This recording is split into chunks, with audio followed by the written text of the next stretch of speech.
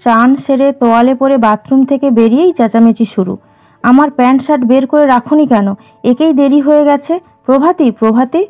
দূর থেকে শুনে মনে হচ্ছে কেউ যেন ডাকছে পাতি পাতি। প্রভাতী রান্নাঘর থেকে ছুটে এসে তাড়াতাড়ি আলমারি থেকে আয়রন করা প্যান্ট শার্ট বের করে খাটের ওপর রাখলো। দুলাল রাগে রাগে বলল, আগে থেকে রেডি করে রাখতে পারো না? প্রভাতী ভুল স্বীকার করে মাথা হেঁট করে দাঁড়িয়ে রইল। শ্যামলা দোহারা চেহারা। মেয়েটার বাবা মা গত হয়েছেন, দাদা বৌদি বিয়ে দিয়েছে। বাড়ির অবস্থা তেমন ভালো নয়, তাই শ্বশুর বাড়িতে একটু ভয়ে ভয়েই থাকে। ওর আচরণে যাতে কেউ রুষ্ট না হয় তার প্রচেষ্টা করে। সকলের সুখ সুবিধার নজর রাখে, বিনিময় একটু ভালোবাসা চায়। দুলালের খাওয়া দাওয়া, জামা কাপড় গোছানো সব কিছু সুন্দরভাবে করে। তাও সংসারের ব্যস্ততার মধ্যে ভুলচুক হয়ে গেলে প্রভাতীর বড্ড বেশি খারাপ লাগে। অফিস ফেরত দুলাল বাড়িতে এসেই টিফিনে চায়ের সঙ্গে কিছু খাবার খায়। প্রভাতীও বড় যত্ন করে দুলালের জন্য খাবার বানিয়ে রাখে। প্রভাতী জানে ওর হাতের রান্না দুলালের খুব পছন্দ। একদিন ও ফুলুরি বানিয়েছিল। দুলাল আসার সঙ্গে সঙ্গে গরম গরম ভেজে দিল। দুলাল আপন মনে খাচ্ছে, প্রভাতীও দুলালের মুখের দিকে তাকিয়ে। খেয়ে দিয়ে দুলাল উঠে যাবে, তখন প্রভাতী কৌতূহলের সঙ্গে জিজ্ঞাসা করলো, কেমন হয়েছিল?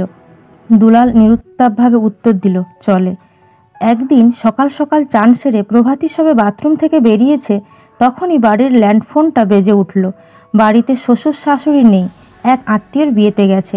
প্রভাতীর মাথাটা গামছা দিয়ে বাঁধা, গায়ে ভেজা জল পুরোপুরি শুকনো করে মোছা নেই। ঘাড় বেয়ে জল গড়িয়ে পিঠ গলা ভিজে রেখেছে। শাড়িটা কোনো রকমে জড়িয়ে ফোনটা ধরল। ফোনের ওপাশ থেকে দুলাল ঈষৎ কর্কশ গলায় বলল, ফোনটা এতক্ষণ পরে ধরলে কেন? প্রভাতী উত্তর দেওয়ার আগেই দুলাল বলল, আলমারি খুলে আমার আর মায়ের নামের পাসবইটা নিয়ে এসো। ব্যাংকের নাম শুনে একটু ঘাবড়ে যায় প্রভাতী। তারপর এই সব ব্যাংক পোস্ট অফিসের টাকা পয়সার ব্যাপারটা দুলালই সামলায়। ও এসব ব্যাপারে মাথা ঘামায় না। ও তো শুধু দুলালকে খুশি রাখতেই ভালোবাসে। কিন্তু দুলাল আবার কি হুকুম করলো? আলমারি খুলে অনেক হাতড়েও দুলাল আর ওর মায়ের নামের পাসবইটা খুঁজে পায় না। কিছুক্ষণ পর দুলাল আবার ফোন করে। প্রভাতী থতমত খেয়ে বলে, তুমি বাড়ি এসো, আমি খুঁজে পাচ্ছি না। বাড়ি ফিরে দুলাল আলমারি থেকে পাসবই বের করলো। পেনের উল্টো দিক দিয়ে লেখাপড়া শিখেছ? মূর্খ নাকি? অক্ষর চেনো না? চোখের সামনে পড়ে আছে, খুঁজে পাও না? প্রভাতীর মুখটা শুকিয়ে একটু হয়ে গেছে। সত্যিই ভারী লজ্জা। একই জায়গায় তো ছিল, অথচ ও কেন খুঁজে বের করতে পারলো না? সত্যিও মূর্খ। দুলাল না থাকলে প্রভাতীর কি হতো? এক সকালে খবর এলো বান্ধবী তনুশ্রীর ছেলে হয়েছে। বরাবর খুব কাছে ছিল ওরা। তনুশ্রীর শ্বশুরবাড়িও প্রভাতীর বাড়ির কয়েক স্টপেজ পরে। প্রভাতী শাশুড়িকে বলল, মা, একবার তনুশ্রীর ছেলেকে দেখে আসি। নিশ্চুপে প্রভাতী সংসারের এত কাজকর্ম করে, কোনো অভিযোগ করে না। তাই শাশুড়ি বলল, যাও, কেন যাবে না? কিন্তু দুলাল বাড়ি ফেরার আগেই চলে এসো। জানো তো, ও তোমার হাতের জল খাবার না পেলে চলে না। প্রভাতী খুশি মনে বেরিয়ে পড়ল। দুলাল ওকে বেশি ভালোবাসে, তাই ওর কথায় কথায় প্রভাতীকে ছাড়া চলে না। এদিকে পুরনো বন্ধুর সঙ্গে কথায় কথায় অনেক দেরি হয়ে গেল। বাড়ি ফিরতে প্রায় রাত 10টা। ঘরে ঢুকতেই শাশুড়ির মুখ ভার। সন্ধ্যের চা জলখাবার সব তাকেই করতে হয়েছে। তিনি বললেন, রাতটা কাটিয়ে এলেই পারতে। প্রভাতী ভয়ে ভয়ে তাড়াতাড়ি হাত পা ধুয়ে রান্নাঘরে ঢুকে পড়ল। শাশুড়ি বেলনা চাকতিটা ঠেলে দিলেন, নাও, রুটি কটা করে উদ্ধার করো। খেতে বসে দুলাল একটাও কথা বলে না। প্রভাতী ক্যাসেরোয়ালের ঢাকা খুলে একটা রুটি তুলে দিল। তোমাকে আর একটা রুটি দিই? দুলাল কোনো উত্তর না দিয়ে খেয়ে দিয়ে উঠে পড়ল। রাত্রে শোবার ঘরে প্রভাতী কাঁচুমাচু হয়ে দুলালকে ওর দেরি হবার কারণ বলতে গেল, কিন্তু দুলাল কোনো আগ্রহ না দেখিয়ে লাইট বন্ধ করে শুয়ে পড়ল। প্রভাতীর ঘুম আসে না। মনে হয় দেরি করে ফেরাটা ঠিক হয়নি। দুলাল রাগ করেছে, কি করে যে ওকে শান্ত করবে এই ভাবতে ভাবতে ঘুমিয়ে পড়ল ও। সকালে বারান্দায় দাঁড়িয়ে বাড়ির সামনের দৃশ্য দেখছিল। সবজিওয়ালা ঠেলা নিয়ে সবজি বেচছে। পাড়ার সব মহিলারা ঠেলা ঘিরে দাঁড়িয়ে। পাশের বাড়ির মেয়ে দুটো স্কুলের ড্রেস পরে মাকে হাত নেড়ে স্কুলে চলে গেল। ওই মেয়ে দুটোর মধ্যে বড়টা ঝিকুর বয়সী হবে। ঝিকু প্রভাতীর মাস্তুতো ভাই। ছোট থেকেই খুব অসুস্থ। আজ হঠাৎই প্রভাতীর ঝিকুর কথা খুব মনে পড়ছে। দিদিভাই বলে গলা জড়িয়ে থাকতো। ছেলেবেলা থেকেই ওর খুব টান ছিল প্রভাতীর ওপর। কলিং বেলের আওয়াজে প্রভাতীর মনটা আবার বাড়িতে ফিরে এলো। শাশুড়ি বলল, তোমার সঙ্গে দেখা করতে তোমার মামাতো ভাই এসেছে। প্রভাতী মামাতো ভাইকে দেখে আনন্দে একগাল হেসে বলল, বিল্টু, কি ব্যাপার, এত সকালে এলে? বিল্টুকে ঘরে নিয়ে বসালো। বিল্টু বলল, দিদিভাই, বড় সমস্যায় পড়ে মাসি তোর কাছে পাঠালো। ঝিকুর শরীরটা বিগড়েছে, কিডনি অকেজো। জানিস তো মাসির অবস্থা, মেসোমশাই নেই, বাবা যতটা পারছে দিচ্ছে। তুই যদি জামাইবাবুকে বলে কিছু টাকা দিস। কাল রাতের জন্য দুলাল অসন্তুষ্ট, তাই প্রভাতী দুলালের কাছে টাকা চাইতে সাহস পেল না। ভাবল, এখনকার মতো সমস্যাটা যদি মেটানো যায়, পরে নয় দুলালের সঙ্গে কথা বলা যাবে। নিজের হাতের একটা বালা খুলে দিয়ে বলল, বিল্টু, এতে যা হয় নে রে ভাই, জামাইবাবু এখনই হয়তো ক্যাশ দিতে পারবে না, কিন্তু তুই এটা নে, সোনার গহনা তো বিপদের সময় কাজে আসে। ছেলে মানুষ বিল্টু দিদির বালা নিয়ে চলে গেল। অফিসের ভাত বাড়ার সময় প্রভাতীর খালি হাতে চোখ পড়ল দুলালের। শাঁখা পলা পরা হাতা দিয়ে থালায় ভাত বাড়ছে। দুলাল সঙ্গে সঙ্গে এসে বলল, তোমার হাতের বালাটা কি হলো? গরিব বাড়ির প্রভাতী মনে করে বিপদের সময় মানুষকে যতটুকু সম্ভব সাহায্য করতে হয় সেটা অন্যায় নয়, কিন্তু নিজের মর্জিতে কিছু করাটা হয়তো অন্যায়। সেটা এতদিনে উপলব্ধি করেছে প্রভাতী। তাও সত্যটা না চেপেই কাঁপা গলায় বলল, ভাইয়ের অসুখ, তাই দিয়েছি। দুলাল ভাতের থালাটা ছুঁড়ে ফেলল। চারিদিকে ভাত ছড়িয়ে থালাটা শব্দ করে মাটিতে আছাড় খেল। প্রভাতী চমকে নিস্তব্ধ হয়ে দাঁড়িয়ে, চোখের জল আপন ধারায় বয়ে চলেছে। দুলালের তিল চিৎকার শুরু।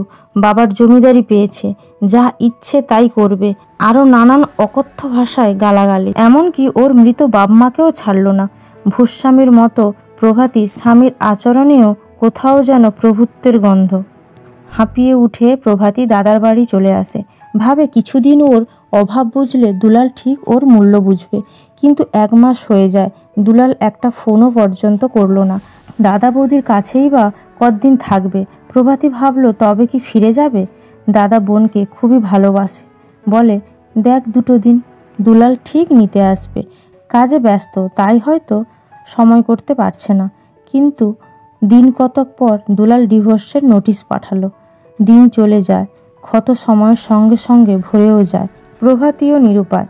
দুলালের সঙ্গে কোনো মতেই সম্পর্কটা রাখতে পারল না। দুলালের সঙ্গে ডিভোর্সটা হলো প্রায় 1 বছর। প্রভাতীর বৌদির বোনের বিয়ের শাড়ি কিনতে এক বড়সড় বুটিকে আসে ওরা। দাদা শালির বিয়েতে সোনা দিতে পারবে না, তাই দামি ডিজাইন শাড়ি কিনতে বুটিকে ঢুকলো। কয়েকটা শাড়ি দেখছে, এমন সময় প্রভাতী দেখে দুলাল তার নববিবাহিতা স্ত্রীর সঙ্গে বুটিকে।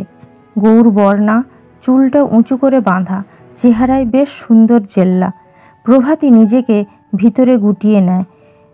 বুটিকের এক কোণে এসে দাঁড়ায়, মনে মনে ঠাকুরকে ডাকে যেন ওরা আমায় না দেখতে পায়। হঠাৎ একটা আওয়াজ, কেউ নাম ধরে ডাকলো প্রভাতীকে। প্রভাতী ফিরে দেখে ফর্সা লম্বা চওড়া চেহারা কিংসুক এগিয়ে আসছে ওর দিকে। প্রভাতী, তুই আমার বুটিকে? এত জোরে জোরে প্রভাতীর নামটা বলল, দুলালও তখন ওদের দিকে তাকালো। প্রভাতী হকচকিয়ে যায়। ভেবেছিল নিজেকে লুকিয়ে রাখবে, কিন্তু কিংসুক এমন চিৎকার করতে শুরু করলো যেন হঠাৎ ভূত দেখেছে। কিংসুক প্রভাতীর হাত ধরে টেনে নিয়ে এলো কাউন্টারের সামনে। বাবা, এই হলো প্রভাতী, আমরা একই কলেজে পড়তাম। ওর হাতের কাজ দেখলে অবাক হয়ে যাবে। কলেজের এক্সিবিশনে একবার সকলকে ছাপিয়ে গিয়েছিল ওর হাতে করা তসর সিল্কের ওপরে সূক্ষ্ম কাজের শাড়ি। কিংসুকের বাবা ফ্যাশন ট্রেন্ডসের কর্ণধার, অনেক প্রসার লাভ করেছে ওদের বিজনেস। উনি বললেন, তবে আর কি, তোর তো প্ল্যান আছে নতুন একটা বুটিক খুলবি ইন্ডিয়ান ট্রেডিশনাল ওয়্যারের ওপর, তা পার্টনার পেয়ে গেলি তো। দুলাল এই সব কথায় কোনো রকম পাত্তা না দিয়ে স্ত্রীকে বলল, পছন্দ করে নাও, যেটা ভালো লাগে নিয়ে নাও। বসন্তের এক মনোরম সকালে খবরের কাগজ মুখের কাছে ধরে চায়ের কাপে চুমুক দিতেই দুলালের চোখে পড়ল খবরের কাগজের এক কোণায় ভারতীয় সাবেকি পোশাক নিয়ে লেখা একটি প্রতিবেদন, প্রভাতীর নাম ও ছবি। খবরের কাগজটা টেবিলে ছুঁড়ে ফেলতেই দুলালের স্ত্রী মণি এসে খবরটা পড়ে বলে, ও মা, তোমার এক্স ওয়াইফ তো বিজনেস ওম্যান হয়ে গেছে, বুটিক খুলেছে, ইন্ডিয়ান ট্র্যাডিশনাল ওয়্যার, পেপারে নাম উঠেছে। তাহলে তো আজই যেতে হয়। দুলাল বলল, ওই সব ফালতু ছাড়ো তো। কিন্তু ফালতু বললেই কি ছাড়া যায়? শেষমেশ দ্বিতীয় স্ত্রীর কথা এবং নিজের মনের সুপ্ত ইচ্ছার বশবর্তী হয়ে দুলাল সস্ত্রীক প্রভাতীর বুটিকে এসে হাজির। প্রভাতীর আলো করা রূপ দেখে দুলালের চোখ বিস্ফারিত। পরনে অরেঞ্জ কালারের দামি পিওর সিল্ক, চুলের স্টাইল, মেকআপ সব কিছু দেখে মোহিত হয়ে যায় দুলাল। কিংসুককে এক ভদ্রলোককে বলতে শোনে, আমার ওয়াইফ সব, ও পাশে না থাকলে আমি এত সাকসেস পেতাম না। যেমন ওর শিল্পের জ্ঞান, তেমনি বিজনেস স্ট্র্যাটেজি। প্রভাতী হেসে বলে, ওর তো সবসময় বাড়াবাড়ি।